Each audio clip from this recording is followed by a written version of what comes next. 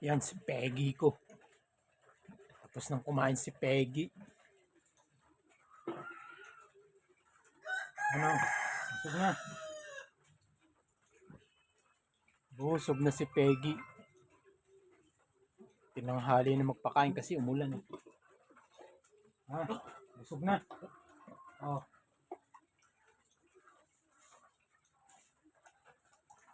Pahinga na, pahinga na. Sa February 10, 90 days na sa February 10.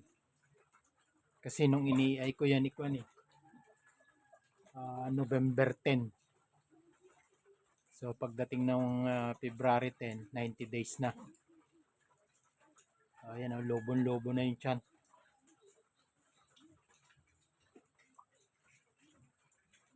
Mangyayari niyan, diyan na siya anak niyan. Kasi ang bala ko nung pumasok yung tubig, dinala nga namin dun sa doon sa itaas. Kako doon na siya mag-aanak. Kasi nung papasok na yung tubig, yung time na mag-i-inject ako ng ng EI. Yung unang inject ng EI dito, siguro mga alas 3. Tapos pumasok yung tubig paggabi na. Kaya dinala namin doon sa itaas.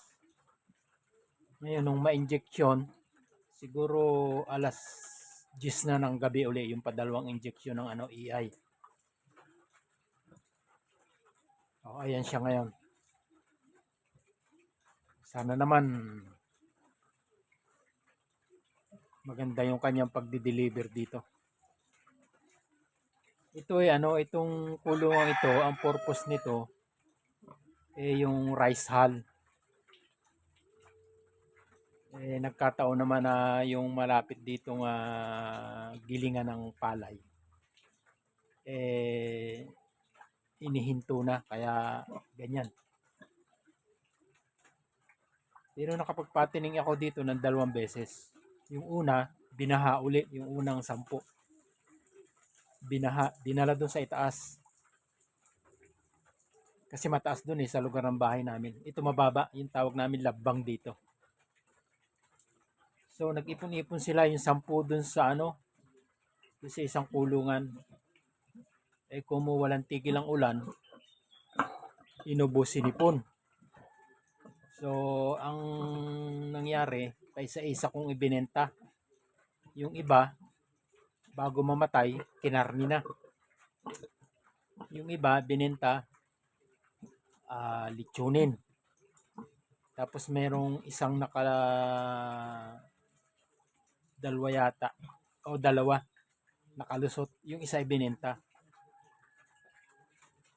Ngayon, yung unang patining yun 10. Yung natira, gagawin kong inahin pero wala pa siya sa wala pa siya 6 month. Papunta na siya sa 6 month. Ngayon yung kinukuhanan ko ng feeds, pinatingin ko, sabi niya may diferensya yung baboy mo, namimilay. Hindi mo pwedeng hindi mo pwedeng gawing inahin yan kasi pag ginanganak, mahihirapan yan, sayang. Kaya bininta ko na rin, dinispose ko na yon. Yung dalawang yun nakalusot. Ngayon yung padalawang patining, nga dito ko na nilagay. Yun, maganda-ganda. Medyo nakabawi-bawi. Doon sa 10, kumita ako ng 6,000 ang kinita ko. Pero ito, kasama na ron sa 6,000 na yun. Sa ibig ko sabihin yung 6,000 doon, yung naibenta ko yung siyam, 6,000 yung aking tinubo. Plus ito. Yan nga, plus ito, to. Kaya sana naman, kahit mga 10 lang, pwede na uli patining. Wala pa, hindi pa na hindi pa na, basta ang purpose nito yung rice hull yung kanyang flooring. Ay di nung nakaraang tagmaisan, tag-harvest ng mais. Ano yata yun? October. Magla-last week ng October. Lahat ng mga kinuha kong mais, ewan ko napapanood ninyo doon sa mga video ko. Yung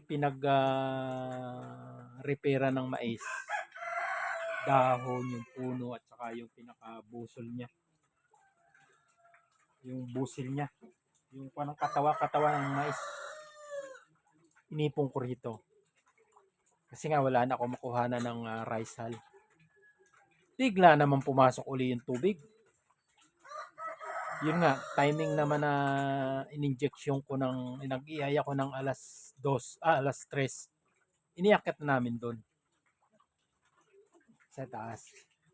Ngayon, yun namang mga tawag dito, yung balat ng mais at saka yung mga katawan niya.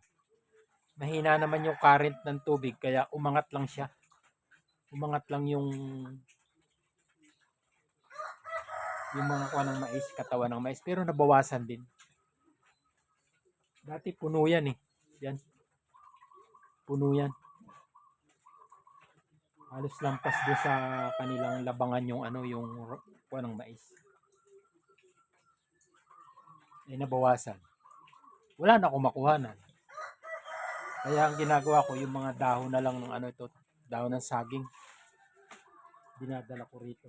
Ayun, pinakahigaan niya.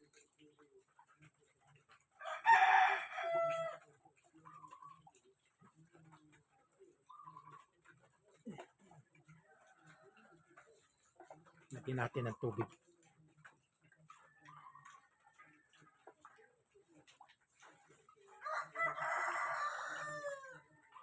Kailangan yan. Laging may tubig. Sabi nga, unlimited water.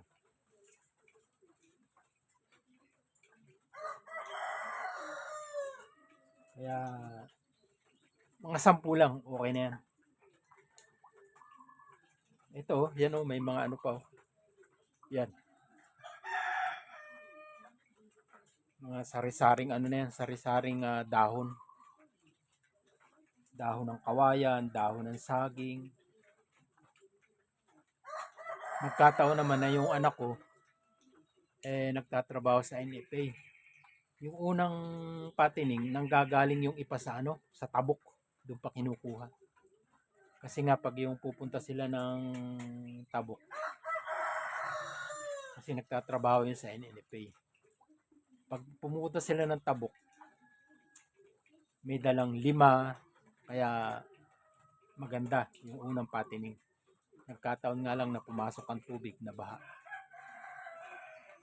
Ito ang inaano ko sa inyo, kung kayo ay magbababuyan, ang piliin nyo yung hindi nababahaan. Wala akong mataas na lugar. Dito sa lugar namin sa Tubigaraw, kasi nga lang Cagayan River, marami ang pinanggagalingan ng tubig. Ang gagaling pa ng Isabela, lahat dito dadaan sa Tubigaraw ang tubig. Pag nagbukas ang dam ng mga 7 gate yata yun, ewan ko kung ilang gate yung sa dam. Pag binuksan lahat yun, yung tubig papasok dito. Yun, aabutin to. Cagayan River. Ang takbo naman ng tubig nun lahat isa apare.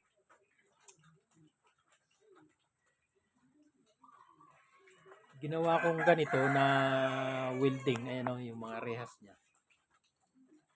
Winilding kong ganyan dahil hindi naman ako pwedeng lumayo ng malayo na yung maghahanap ako ng kulungan ng baboy na mataas, parting na Sulana, Tuaw, ganyan, Igig, mga karatig bayan dito na mataas na lugar.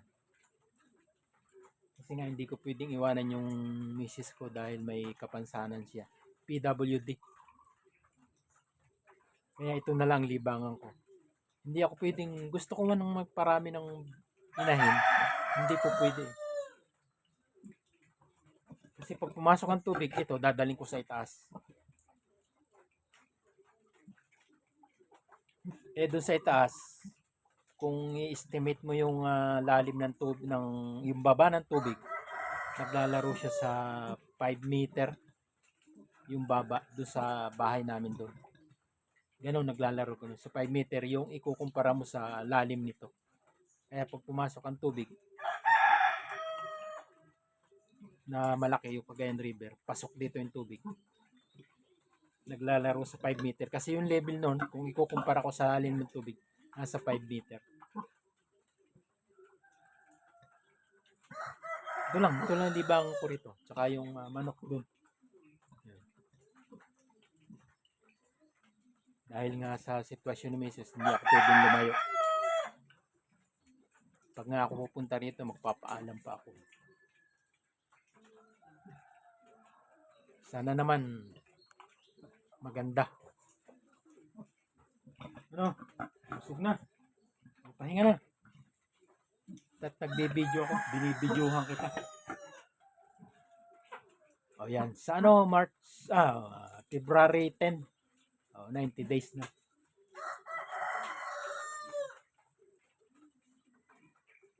Kwan yan. 114 days minus 5 plus 5 eh.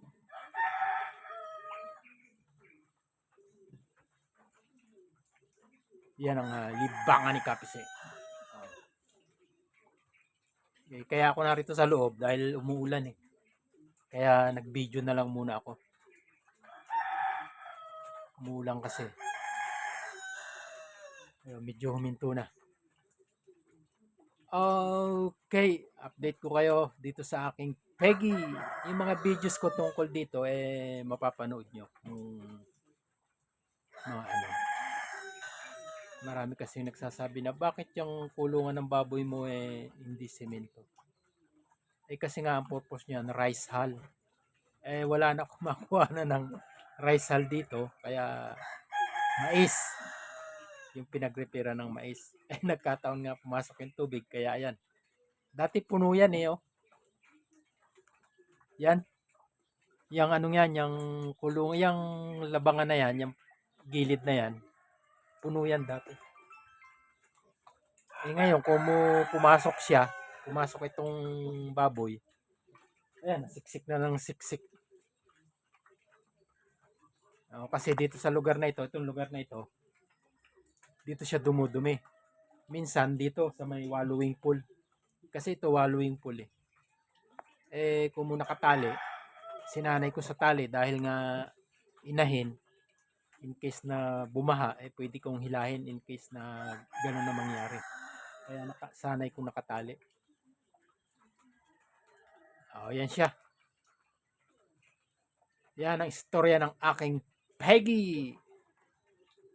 Okay, share lang po, comment, subscribe, and pakihit na rin ang notification bell para updated kayo sa mga susunod pang videos ni Kapise.